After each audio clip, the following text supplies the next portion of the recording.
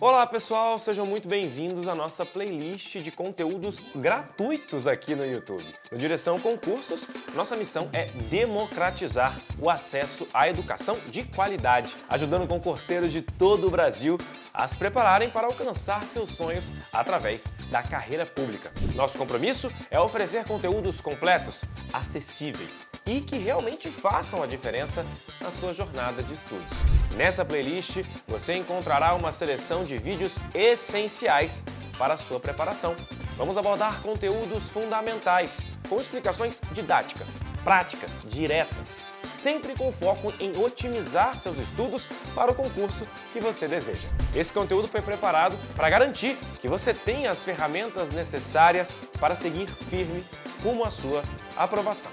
Estamos aqui para ajudar você em cada etapa desse caminho. Boa sorte e bons estudos! Bom, vamos lá então, pessoal. Vamos falar então depois, dessa ligeira quebra aí na sua aula, Se você estiver vendo o vídeo depois, fez um intervalinho, comeu uma lasquinha de uma coxinha de frango com catupiry e está retornando ao seu estudo, com a roupa provavelmente manchada de gordura, É normal, você comer uma coxinha, e limpar um pouco a mão na sua blusa, E você vai trocar de blusa só amanhã de manhã, Que você ainda vai estar cheirando o delicioso perfume daquela coxinha de frango com catupiry. Mas, voltando aqui para a nossa aula, vamos falar um pouquinho aqui dos princípios orçamentários, então, agora os que estão na Constituição Federal de 88, lembrando que na Constituição já tem PPA e LDO, mas nem por isso os princípios serão aplicados a esses dois instrumentos. O primeiro princípio, que costuma aparecer bastante em prova e também na discursiva, é o princípio da exclusividade, também chamado de princípio da pureza. Tá? O que é o princípio da pureza? Então, esse é um princípio brasileiro, tá? Por incrível que pareça, às vezes você nem sabe, mas a banca fala, tem um princípio que foi criado no Brasil. Tem, é esse aqui. O princípio da pureza, tratado e criado lá por Rui Barbosa, determinava o seguinte, o sentido histórico dele. A lei orçamentária deve conter apenas matéria financeira, excluindo-se dela qualquer dispositivo que seja estranho à estimativa da receita e à fixação da despesa para o próximo ano. A intenção desse princípio é não incluir contrabando na LOA. O que é um contrabando, pessoal? Como a lei orçamentária anual é aprovada todo ano, evidentemente, porque ela é anual, e ela tem um rito próprio, ela tem um calendário especial de aprovação dentro do parlamento, é normal, foi normal por um tempo, as pessoas olharem para ela e falar, rapaz, vamos incluir aqui nessa merda o nosso aumento, o aumento para, sei lá, os servidores do Senado, por exemplo. Aí ia lá no meio da lei orçamentária e jogava um trechinho ali, sei lá, bota lá, olha, artigo tal, o Palmeiras não tem mundial, o Bob Batella vai ficar chateado comigo ali no chat. Mas aí você coloca outro artigo, Palmeiras não tem mundial, artigo 8, tal, não sei o que lá, fica estabelecido um aumento a partir do dia tal para os consultores legislativos do Senado. Isso não tem nada a ver com a matéria orçamentária. Então, não pode colocar no orçamento essas matérias estranhas à receita e à despesa. Esse é o sentido histórico do princípio. E aí, esse princípio foi trazido para a Constituição Federal, no artigo 165, parágrafo 8º, determinando que a lei orçamentária anual não pode ter nada que seja estranho à previsão da receita e à fixação da despesa. Essa é a regra geral. Só que a própria regra geral, no mesmo dispositivo, já tem exceção. Não se incluem nessa proibição 3 autorizações. As autorizações para abertura de crédito suplementar, o que é o reforço da dotação, que já está na LOA, também não são, você considera como exceção ao princípio a autorização para contratar a operação de crédito, um empréstimo, a emissão de um título, mesmo que essa operação de crédito seja por antecipação da receita orçamentária, a chamada operação de crédito aro. Tá? Então aqui, no meio do princípio, você já identifica 3 exceções. O CESP adora as exceções, então fiquem espertos com essas exceções, porque elas vão cair na sua prova. Então, a regra geral é a LOA não ter nada estranho à previsão de receita e a fixação da despesa. Mas você pode autorizar a abertura de crédito suplementar, você pode autorizar a contratação de uma operação de crédito, mesmo que seja por antecipação da receita. O que é a operação de crédito aro, pessoal? Vamos supor que o governo vai arrecadar um imposto lá em novembro, por exemplo, no valor de 1.000. Tá?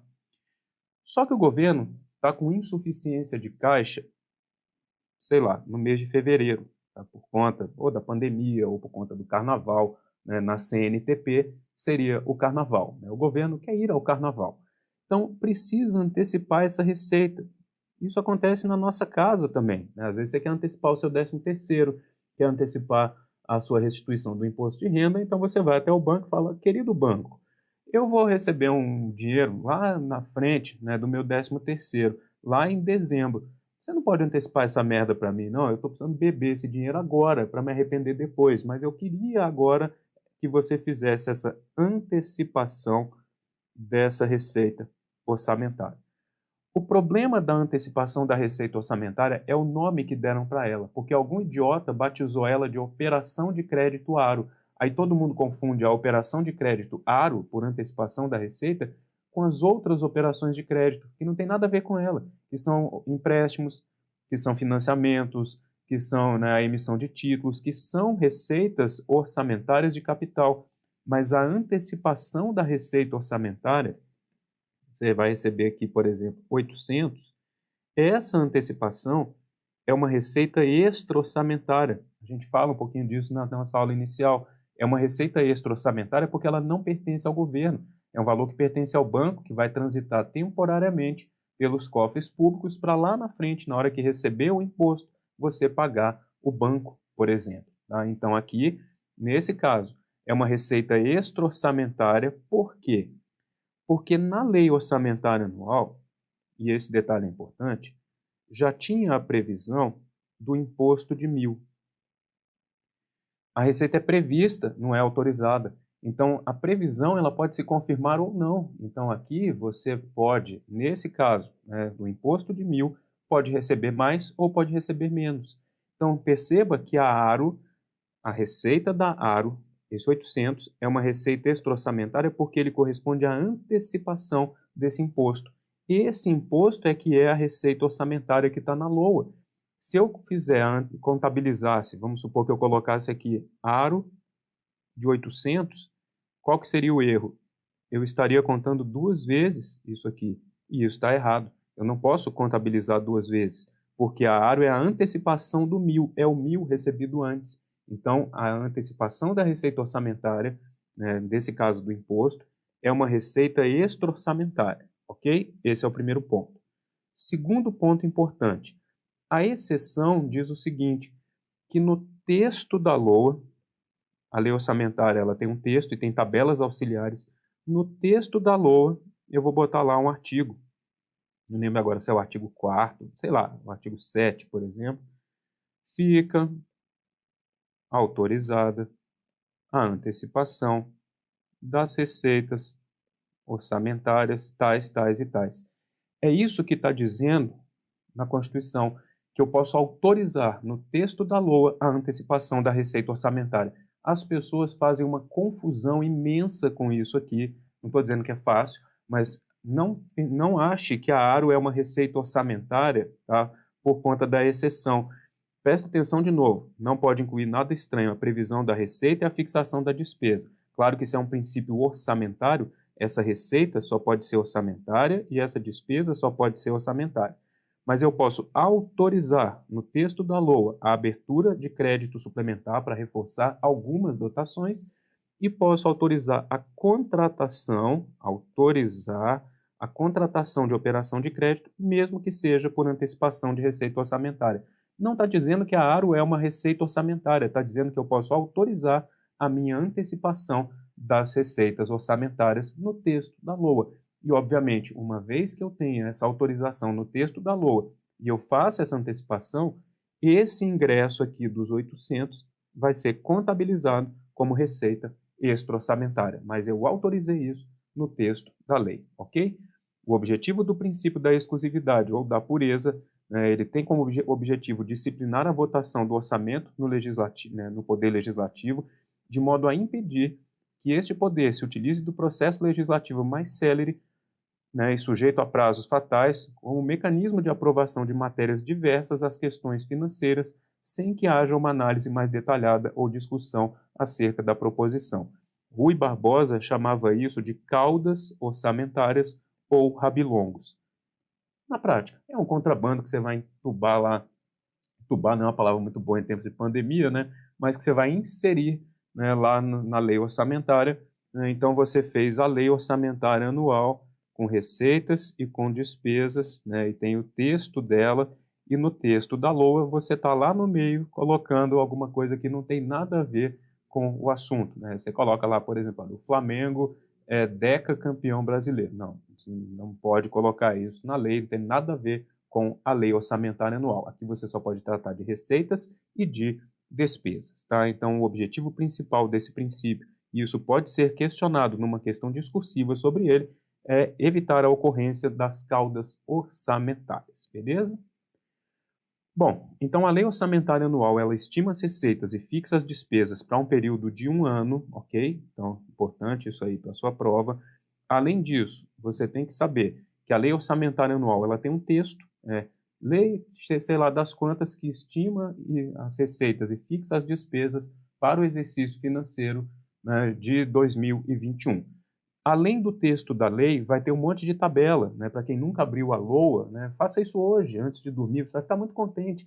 Abra lá a Lei Orçamentária Anual para 2021 ou a de 2020. Vai ter uma porrada de tabela com receita prevista, com despesa fixada, dividido em orçamento fiscal, seguridade social e investimento, mas no texto da lei, quando tiver lá artigo 1º, 2º, tal, eu posso autorizar o reforço de algumas dotações, posso autorizar a contratação de operação de crédito e a antecipação de receitas orçamentárias. Você não vai, tá, contratar a operação de crédito no texto da LOA. Seria ridículo. Imagina, no meio do texto da lei, fica contratado um empréstimo junto ao Banco Santander no valor de sei lá quanto. Ninguém faz isso. Então presta atenção que o importante aqui é autorização. Você vai autorizar. Fica autorizado o governo a contratar a operação de crédito, desde que não exceda a despesa de capital no montante, sei lá de quanto. Fica autorizado o governo a antecipar a receita orçamentária. Fica autorizado o governo a reforçar as seguintes dotações. Então, sei lá, tinha lá dotação de pessoal, uma obra X e uma obra Y. Essa autorização para o reforço, ela vem específica. Não vai falar que, olha, pode acrescentar 10% em cada uma. Não é assim que acontece, né? Eles colocam uma lista, olha, pode reforçar as seguintes dotações, poderão ser reforçadas até um limite, sei lá, de 20% do seu valor, né, autorizado.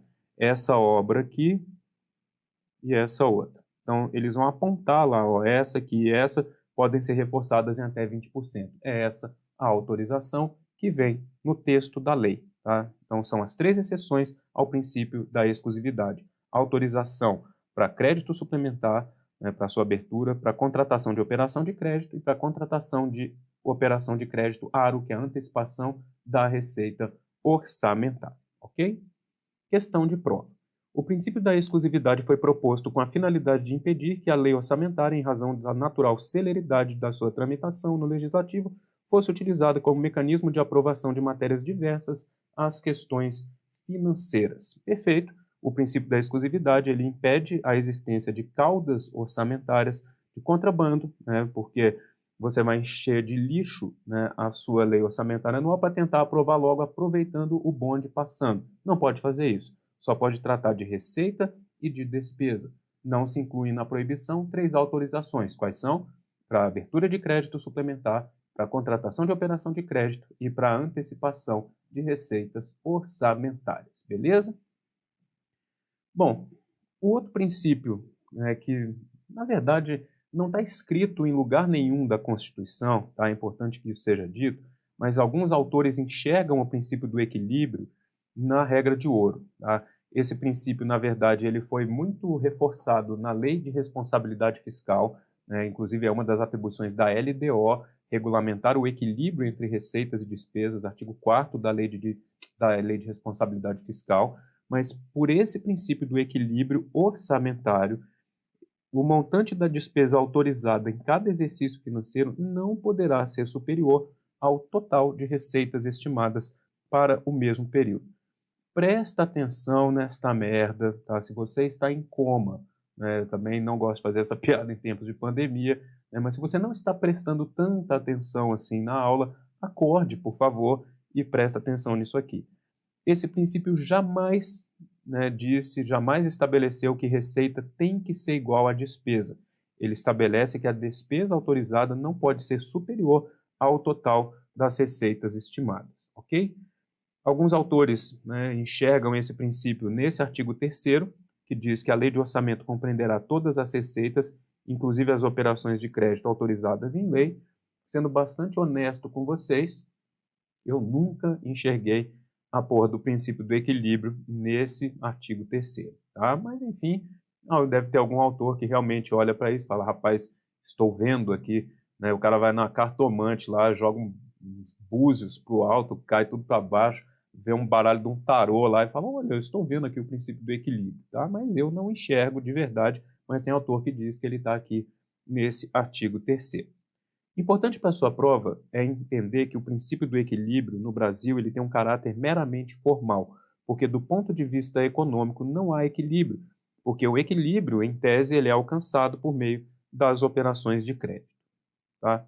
A regra de ouro, o artigo 67, inciso 3 da Constituição, que veda a realização de operação de crédito que exceda o montante das despesas de capital, ela está ligada ao princípio do equilíbrio. Muitos autores falam a respeito disso aí.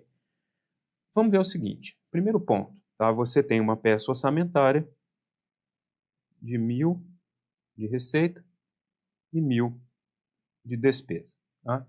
Então você olha e fala, esse orçamento aqui está equilibrado? Aí o rapaz, quando pergunta isso para uma criança de 6 anos, né? Está equilibrado? A criança vai olhar para ele e falar, se ela souber ler isso, ela vai falar, tá equilibrado, beleza. Vai para a prova, né, do CESP.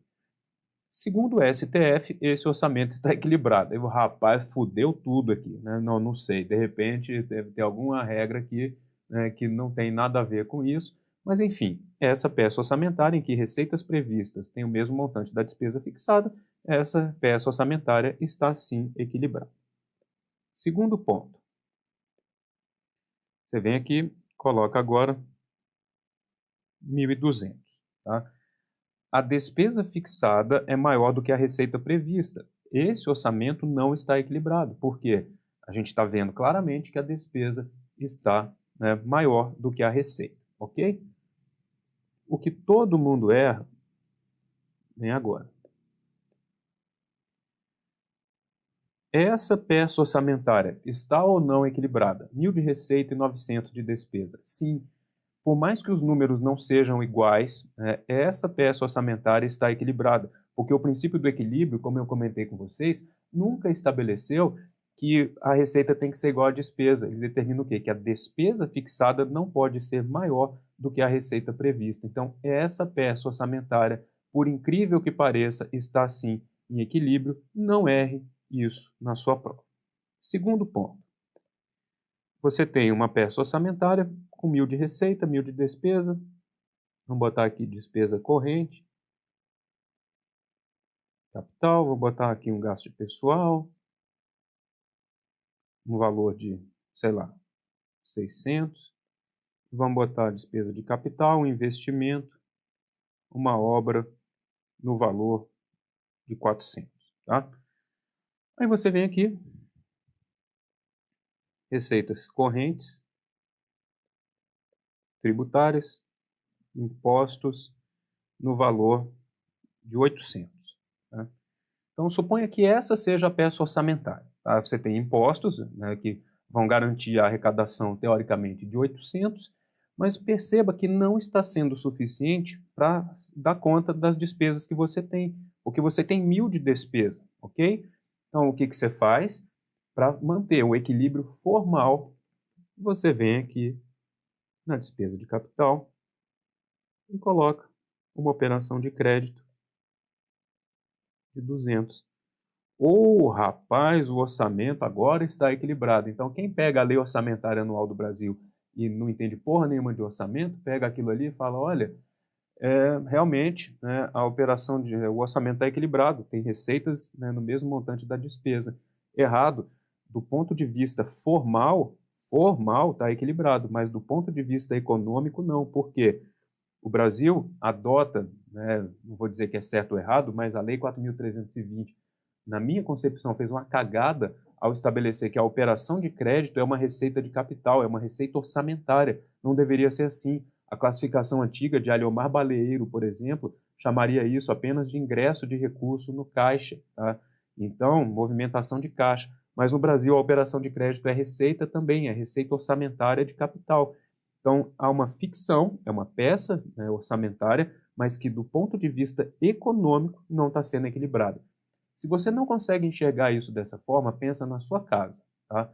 Você tem lá o seu salário de 800, você tem 1.000 de despesas. O seu orçamento doméstico está fechando? Não. Então, o que você faz? Você tem que ir ao banco pegar um empréstimo de 200. Economicamente, não há equilíbrio. Tá? Então, de forma material, não existe o equilíbrio. O equilíbrio ele é apenas o quê, gente? Formal. Beleza? Então, aqui você consegue entender por que esse princípio do equilíbrio é meramente formal, ok? Outro princípio que raramente cai em prova, mas é só para você saber, é o princípio da legalidade, que na verdade está lá no artigo 37 da Constituição Federal, ainda está lá, né, apesar das modificações, né, feitas por meio de algumas emendas constitucionais, mas o princípio da legalidade ele é aplicado também ao orçamento, porque são leis de iniciativa do Poder Executivo que estabelecerão as 3 leis orçamentárias, PPA, LDO e LOA. Então tem que ser na forma de lei, não pode ser na forma de um decreto, não pode ser na forma, né, de um papel de pão, né, de um flashcard, por exemplo. Agora está na moda falar de flashcard. Né? Flashcard, na minha época, era um papel de pão que você cortava e escrevia um rabisco ali e depois ficava usando aquilo para estudar. Mas as coisas estão mais modernas e agora é flashcard, o nome bonitinho para isso. Você usa aquele programa lá, o tal do Anki, faz um papel de pão eletrônico para você usar para estudar e chama isso de flashcard. Né? Claro que eu estou brincando com todo respeito a quem gosta de fazer o treco, mas é isso, é uma colinha que você faz ali. Mas enfim, né, você não pode fazer uma medida provisória, não pode fazer um decreto, tudo tem que ser por lei. Então é a lei do PPA, é a lei da LDO, é a lei orçamentária anual. O orçamento, durante muito tempo, foi considerado uma lei apenas em sentido formal, na sua essência seria um ato administrativo, por conta do seu caráter, né, autorizativo no Brasil. Historicamente, a LOA tinha um caráter meramente autorizativo. Isso mudou em 2016, com a jurisprudência do Supremo, né, passou a entender que a LOA pode ser objeto de controle concentrado de constitucionalidade, então isso foi alterado, e aí, a partir do ano de 2016, passa-se a entender que o orçamento também é uma lei em sentido material, ok? Mas é só para saber que é uma lei que vai estabelecer tudo isso aí. Outro princípio que é raro cair em prova, é só para a gente saber da existência, né? É o princípio da publicidade, também está, né, lá na Constituição, no artigo 37, mas esse princípio da publicidade determina que o conteúdo orçamentário, a lei orçamentária, precisa ser publicado nos veículos oficiais para a eficácia da sua validade. Veículo oficial, gente, né? Obviamente, não preciso explicar isso, mas não é a Kombi da Presidência da República. Você vai pregar lá, né, na Kombi da Casa Civil a lei orçamentária anual, né? Vai colar na traseira de um ônibus oficial, né? Não, é um diário oficial, né, para você ter eficácia da validade. Né? Eu sei que existe uma impropriedade aqui do ponto de vista, né, jurídico, mas é assim que está nos manuais de orçamento. Não implique com essa redação de eficácia da sua validade, porque é assim que vem escrito na parte orçamentária, ok? Então, eu tenho que dar publicidade às leis orçamentárias. Vou publicar isso e a concretização dessas publicações, né, no Diário Oficial. Né? Então, também posso fazer hoje isso em sites governamentais, como o Portal da Transparência. Eu vou publicar aquilo ali, né, para que o governo, né, para que tenha eficácia da validade, PPA, LDO, LOA e créditos adicionais, beleza? Bom, um princípio muito importante Aí esse é mesmo, esse aí para mim é o principal princípio para efeito de prova, é o princípio da não afetação ou não vinculação da receita. Tá? Sentido histórico do princípio. Então presta atenção, né, bebe uma água aí, faz um alongamento, né, ou então come um pedaço de uma empada, né, também é uma boa, um brigadeiro, qualquer coisa que você tiver do lado aí, né, morde um pedaço de um soufflé, alguma coisa, dá uma respirada e olha para a sua tela e presta atenção nesse princípio. O que é o princípio da não afetação, pessoal?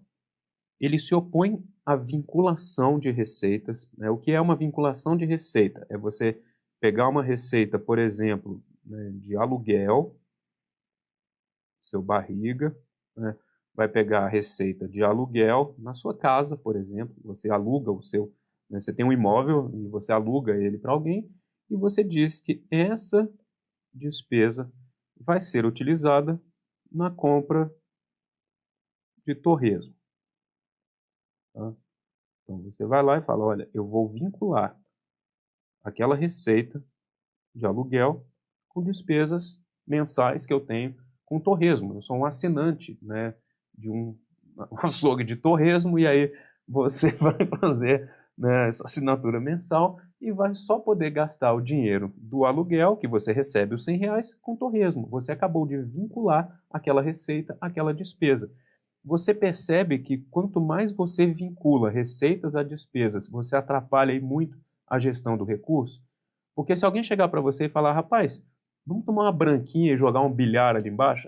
Rapaz, eu não posso, porque esse dinheiro aqui, que está na minha conta, é o dinheiro do aluguel de 100 e eu só posso comer torresmo com esse dinheiro. Então, vincular a receita, do ponto de vista da gestão, é uma bosta, porque você dificulta isso, né, na prática. Então, opondo-se à vinculação da receita pública, né, esse princípio da não afetação prescreve que todas as receitas do Estado devem ser recolhidas a um fundo único do Tesouro, um caixa único, de onde eu vou retirar o numerário necessário para atender quaisquer despesas públicas, indistintamente. Então, o que é o princípio da não vinculação para o mundo? É você pegar todo o dinheiro que entrar na sua conta, 100, vai botar ele na conta e vai ficar lá. Olha, eu recebi 100 da receita de aluguel, identifico e digo o seguinte, olha, esse dinheiro aqui eu sou livre para gastar com qualquer coisa, com obra, com pagamento de pessoal, então eu não vou fazer vinculações.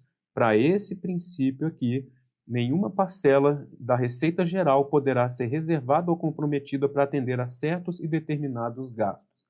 Entendeu a lógica do princípio no mundo? Então, no Brasil é tudo diferente.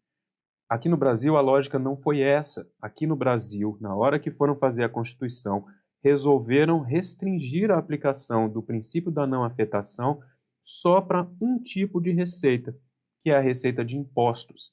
Não é para tributos, é para um tipo de tributo. Lembra? As receitas tributárias são impostos, taxas e contribuição de melhoria, né? Mas aqui, nesse caso, né, você vai só lembrar que esse princípio só é aplicado às receitas de impostos. Não pode, de acordo com a Constituição, vincular a receita de impostos ao FOD, fundo, órgão ou despesa, salvo as 748 exceções trazidas na Constituição. Mas primeiro entende a lógica, tá? Aqui, nesse caso, tá?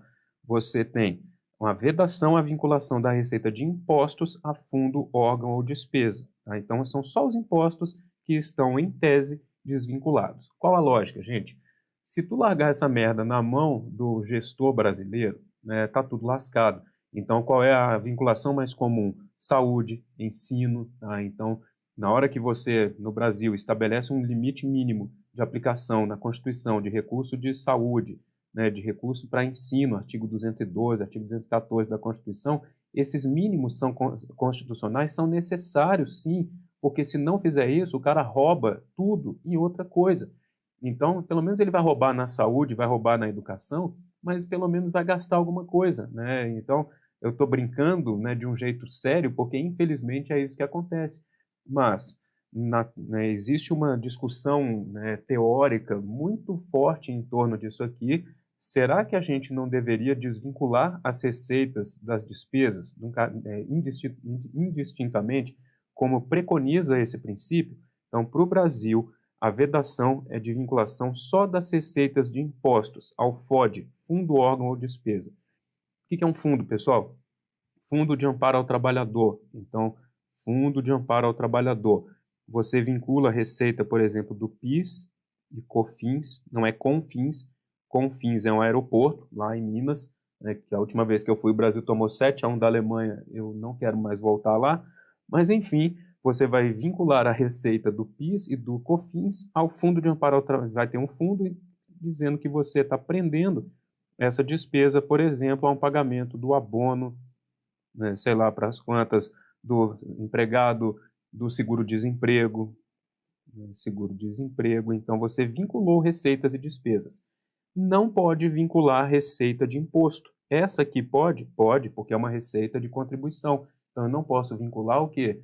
Não posso vincular imposto. Eu poderia vincular o imposto de renda nisso aqui? Não, não poderia, porque não pode vincular imposto a fundo, nem a órgão. Olha, eu posso vincular esse imposto ao DENIT? Não, não pode.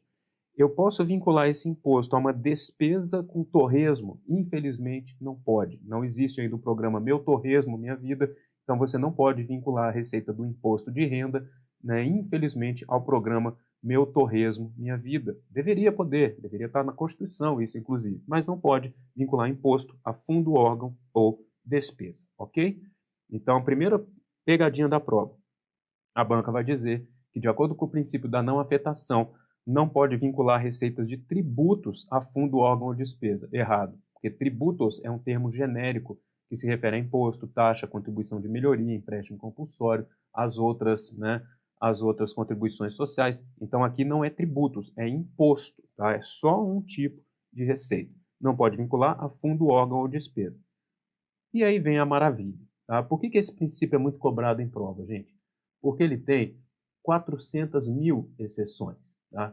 Então, aqui é vedada a vinculação da receita de impostos ao órgão, fundo ou despesa, ressalvadas a repartição do produto da arrecadação dos impostos do 158 e 159, Fundo de Participação de Estado, Município, Fundo Constitucional, né, para a região Norte, Nordeste e Centro-Oeste.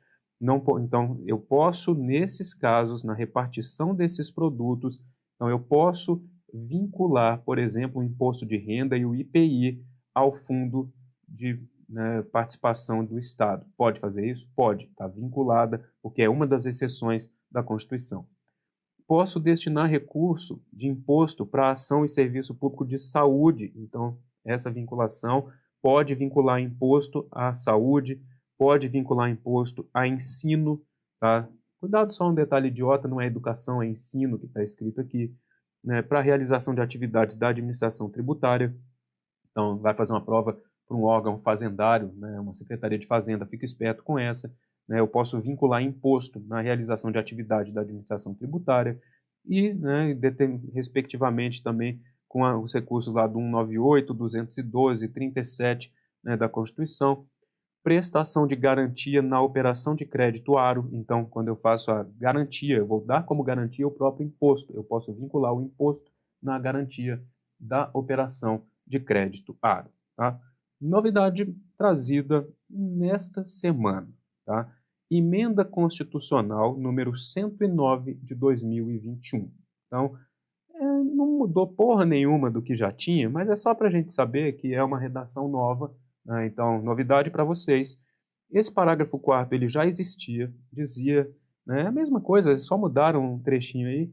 É permitida a vinculação das receitas do 155, 156, 157, 158, a linha A, B, D e E do inciso 1 e 2 do artigo 159, que de cabeça você sabe.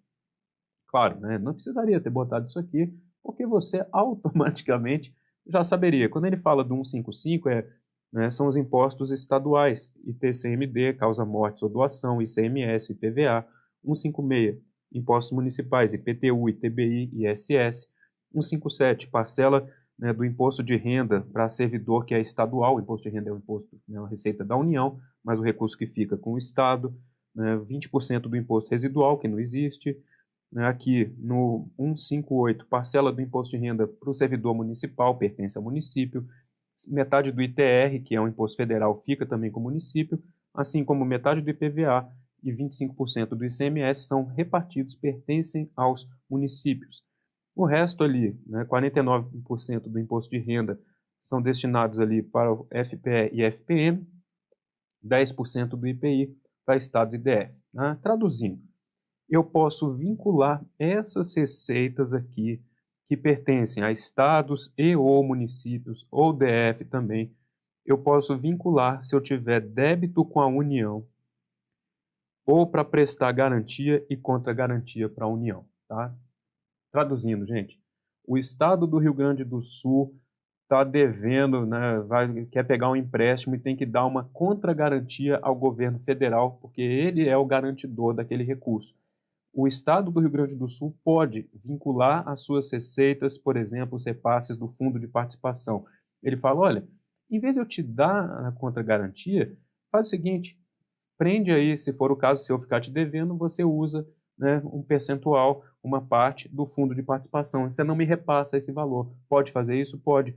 Você pode vincular essas receitas, que em tese são de impostos, para débito com a União ou garantia e contra-garantia. Só com a União. Não pode ser, eu vou fazer um empréstimo com o Banco Bradesco. Não, não interessa. Então é só quando for a União figurando em um desses polos aqui. Beleza?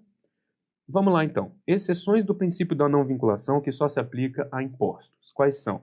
Repartição da arrecadação de impostos de Fundo de Participação de Estado e Município, Fundo de Desenvolvimento das regiões Norte, Nordeste e Centro-Oeste, a mais importante de todas. Não pode destinar, né, eu posso vincular imposto para destinar recurso para saúde e para ensino. Então, eu criei um imposto, tenho um imposto X, IPI.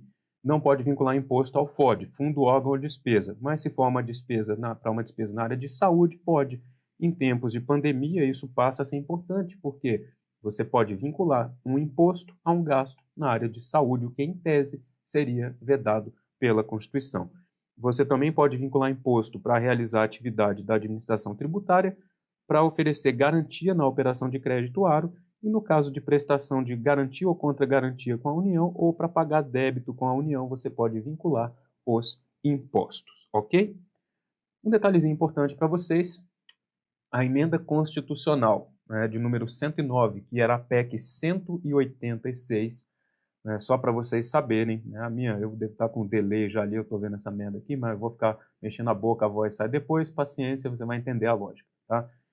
A emenda constitucional 109, que foi, né, promulgada, na verdade, esta semana pelo Senado e pela Câmara, né, não vai, você sabe que PEC não vai à sanção do presidente, então já está valendo.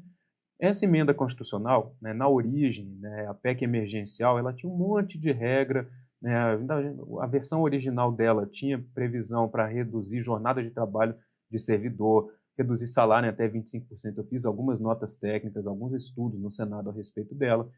E uma das versões, né, ela foi para o Senado Federal, autoria do Fernando Bezerra Coelho, senador.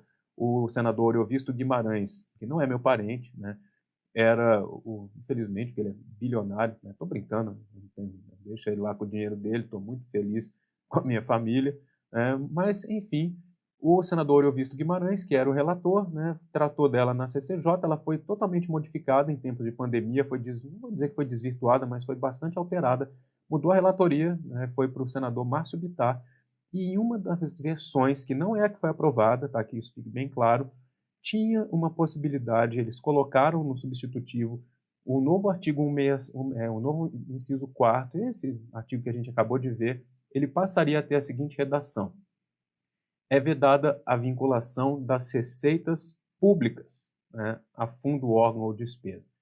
Olha o que eles estavam fazendo, gente.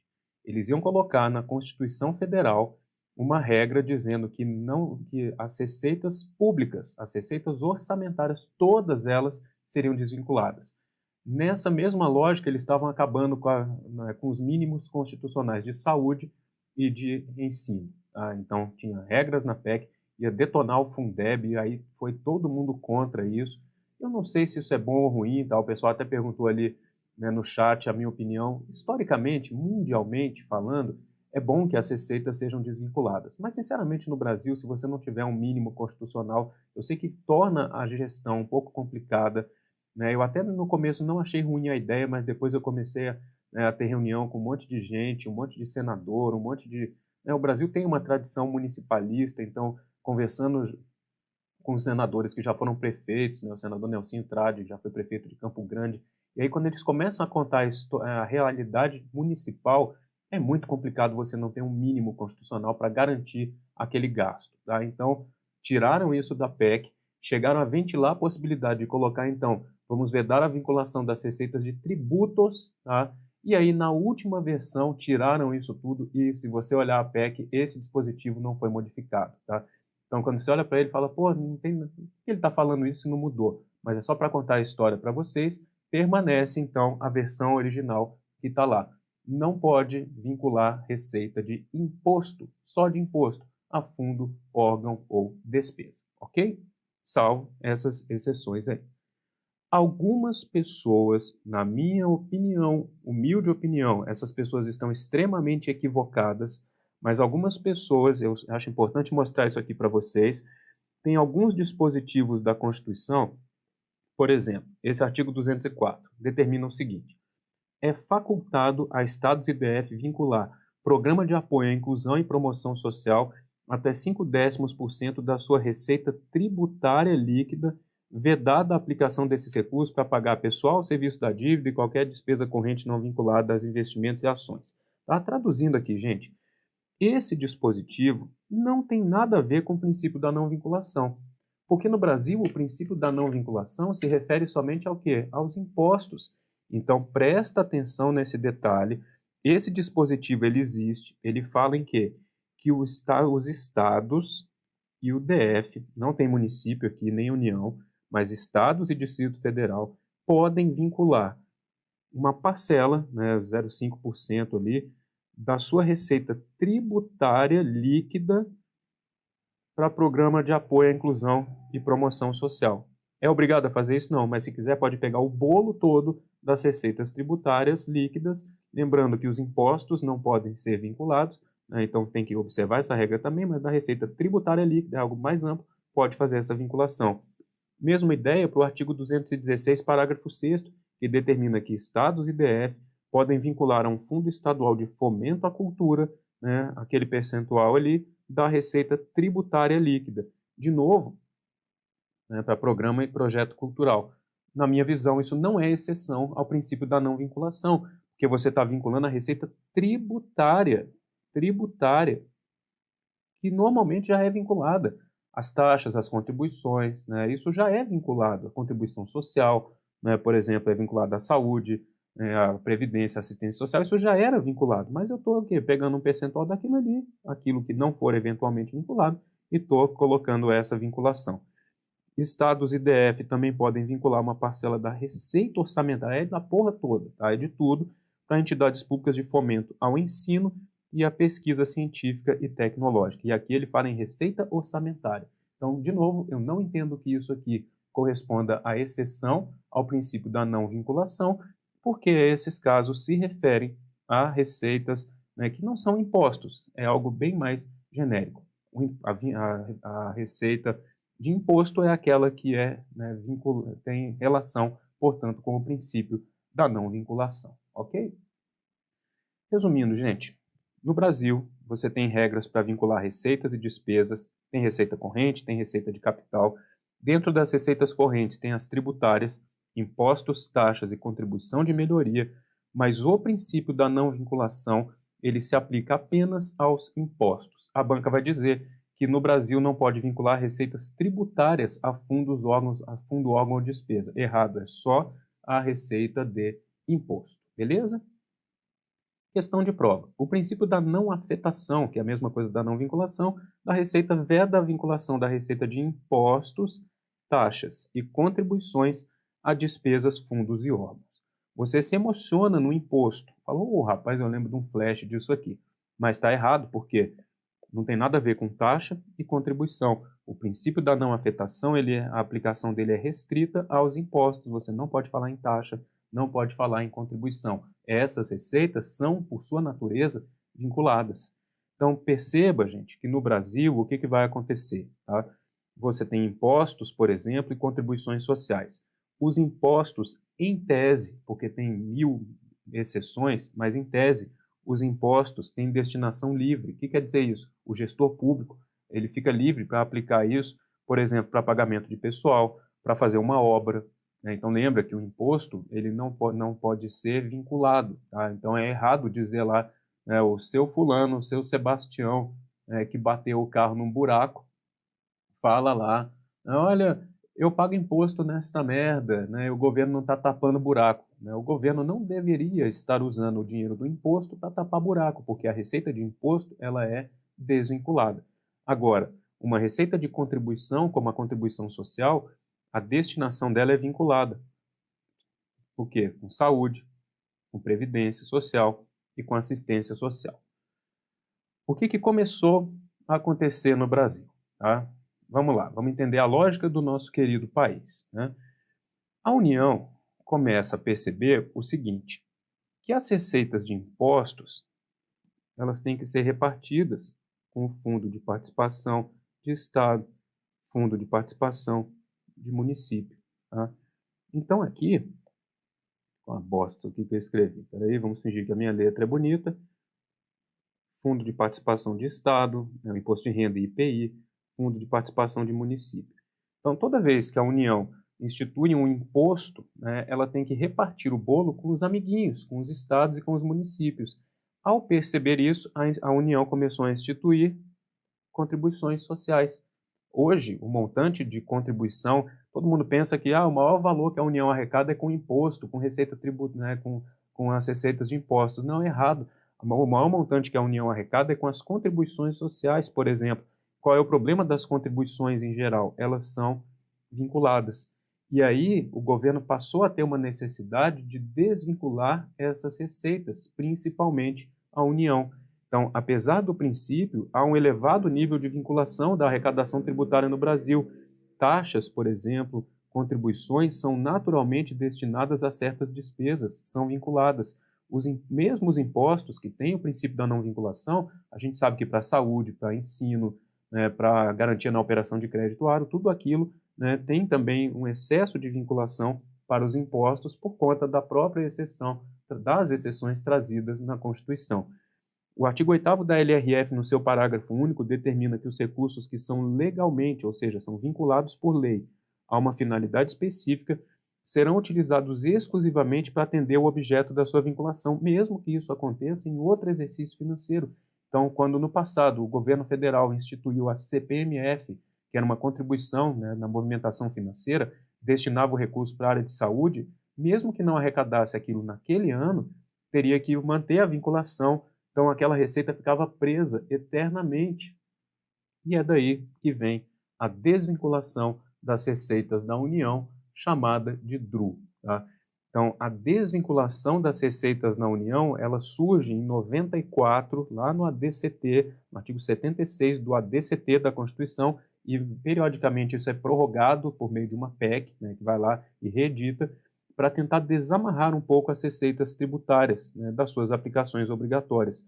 Na versão original, era uma liberação de 20% de impostos e contribuições sociais, além da CID, Contribuição de Intervenção do Domínio Econômico, para livre aplicação. É aqui que a nossa previdência começa a ir para o saco. Tá?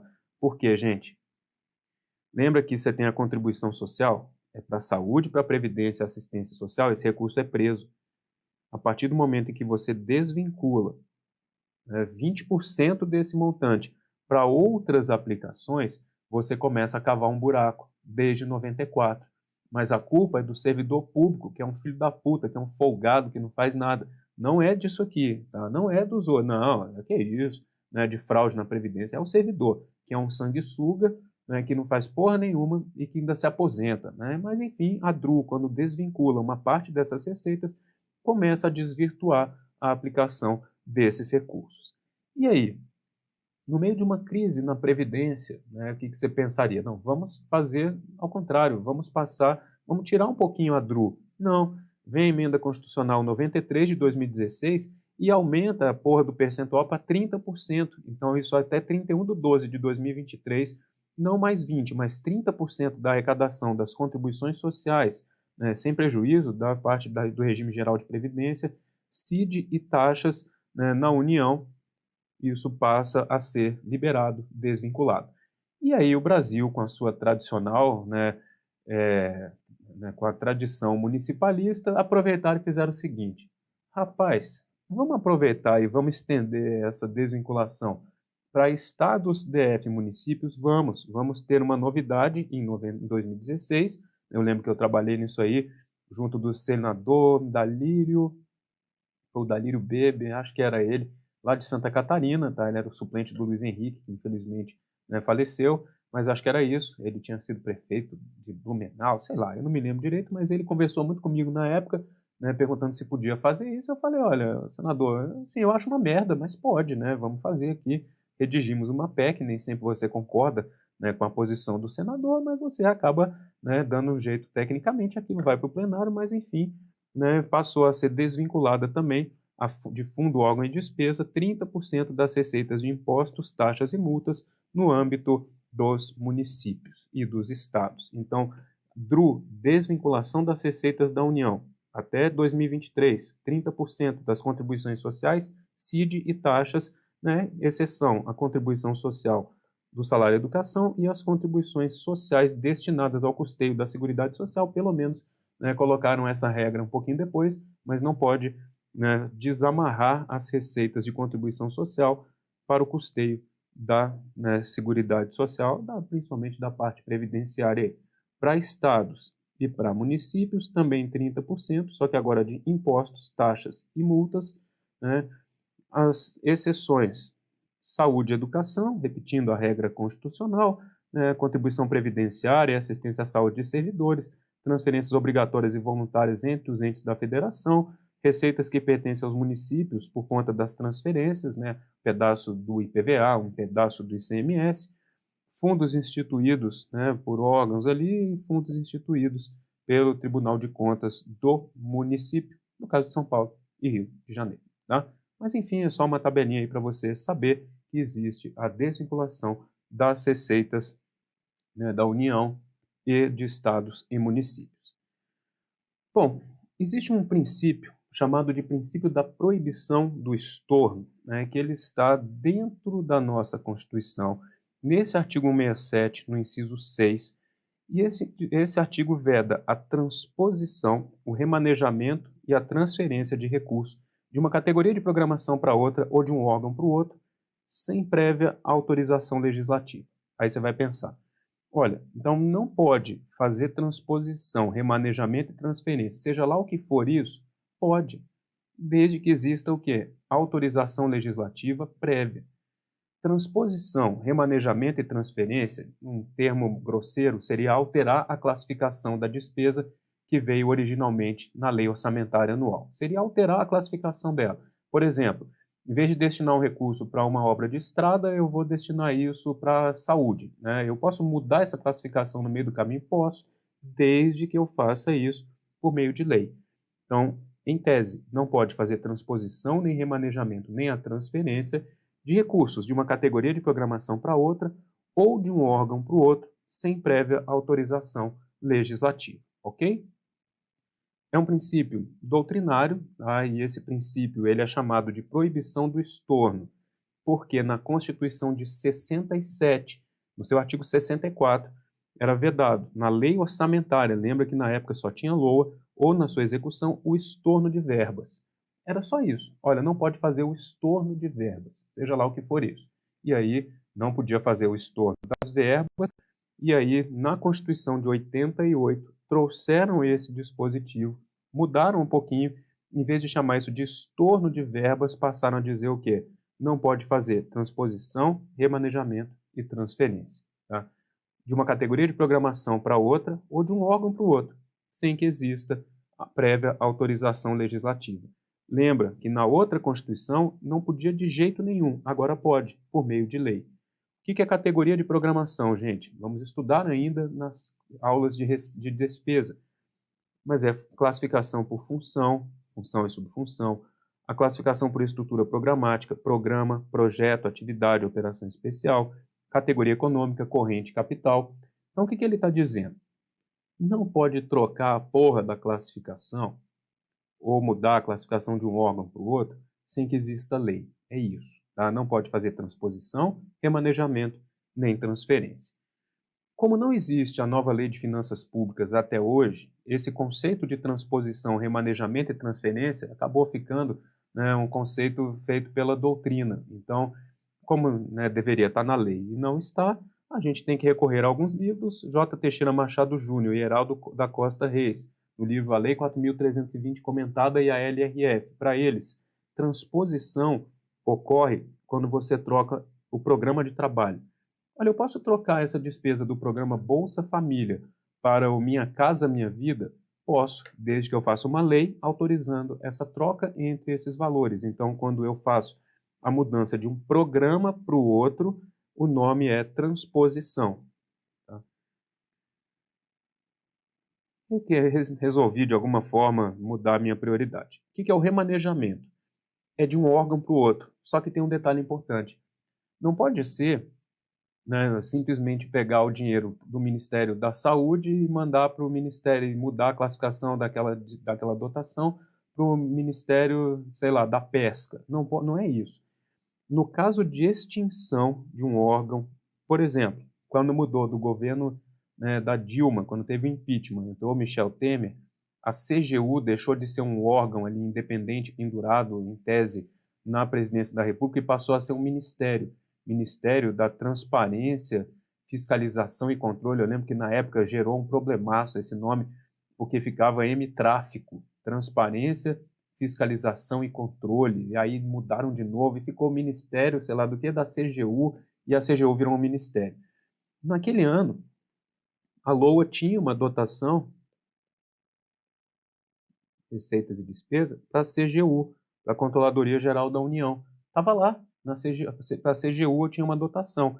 A partir do momento em que você vem e reestrutura a administração pública e passa extingue a CGU, essa dotação fica boiando.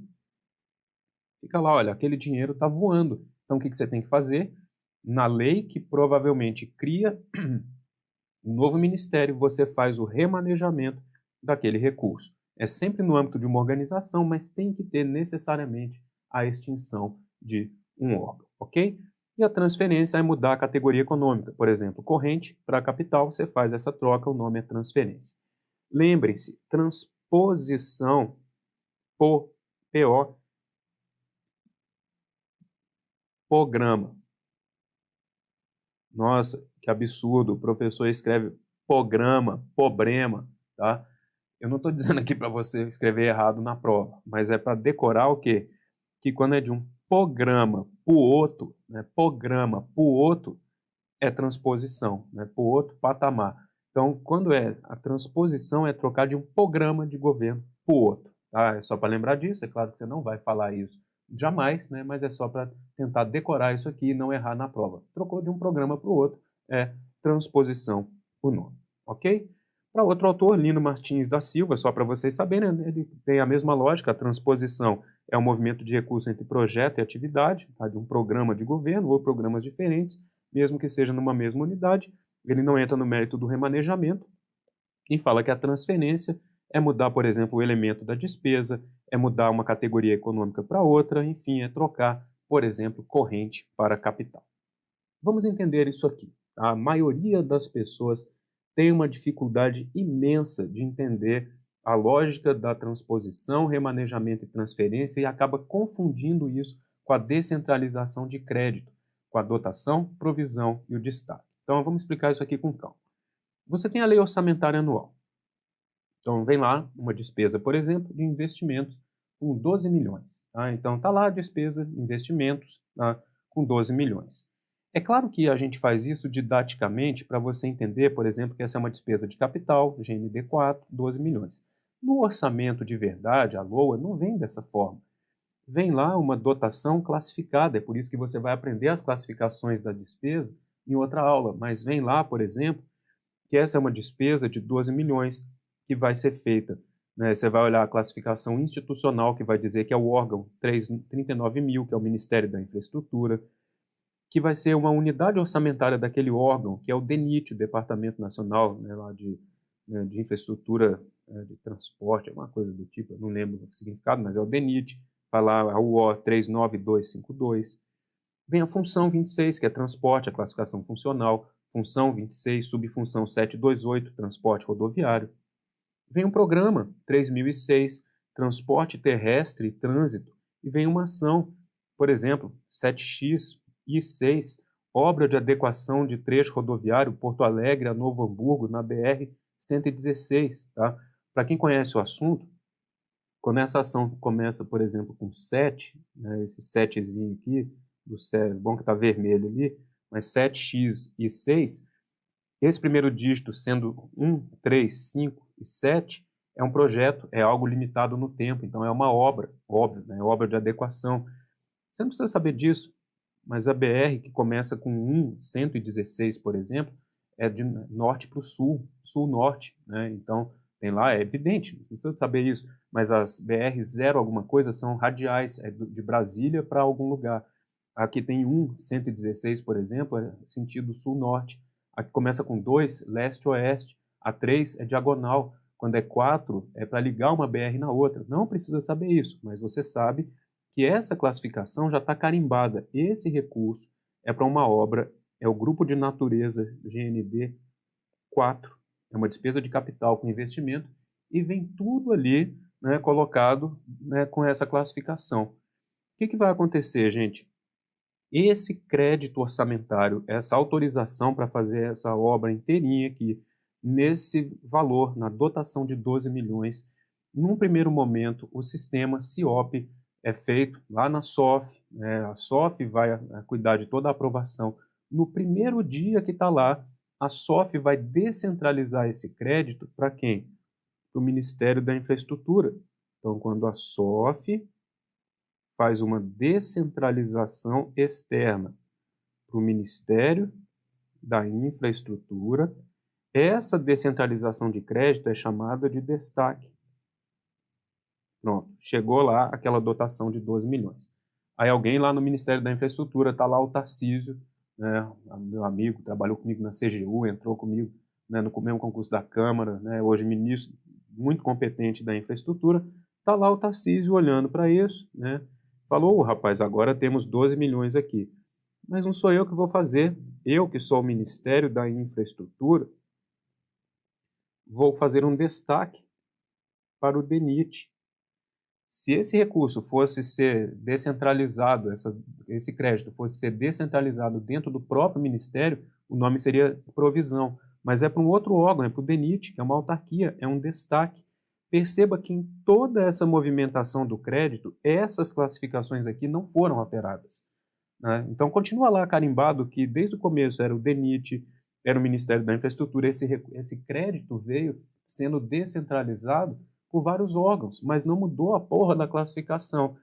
Pode isso, Arnaldo? Pode mudar a classificação? Pode, desde que exista uma lei. E é aí que entra a figura do quê? Da transposição, da transferência e do remanejamento. Então, se eu resolvo alterar o que já veio carimbado na LOA para fazer a mudança da classificação, eu preciso de uma lei. Normalmente é uma lei de crédito adicional, que usa como fonte a anulação dessa dotação. Então, se eu quero fazer uma troca, olha, não quero mais usar esse recurso, estou lascado aqui na área de saúde, liga lá para o Tarcísio, rapaz, eu sinto muito, não vai dar para fazer a obra daquela BR, eu vou contingenciar esse valor, eu vou anular essa dotação e eu vou fazer uma mudança, ok? Pode fazer a mudança, gente? Pode, mas tem que ser o quê? Por meio de lei. Você tem que fazer uma lei específica, fazendo, por exemplo, a transposição, que é mudar do programa Transporte Terrestre e Trânsito para o programa, sei lá, Vacina para Todos. Aí você fez uma transposição, tem que ser por lei. Você pode extinguir o ministério e fazer o remanejamento do recurso? Pode, por lei. Você pode alterar essa despesa que era de capital para uma despesa corrente, às vezes até mesmo dentro do próprio DENIT pode. Você vai anular essa dotação e transformar ela em despesa corrente, mas para isso você vai fazer uma transferência. É por isso que a transferência, a transposição e o remanejamento só podem ser feitos por meio de lei. É isso que é o tal do estorno da verba, é você trocar a classificação. Tá? É assim que você faz essa troca, por meio de lei. Não tem nada a ver com os créditos que são descentralizados, ok? Pessoal, deixa eu ver aqui. Acho que a gente só rodar a vinheta a gente já retorna.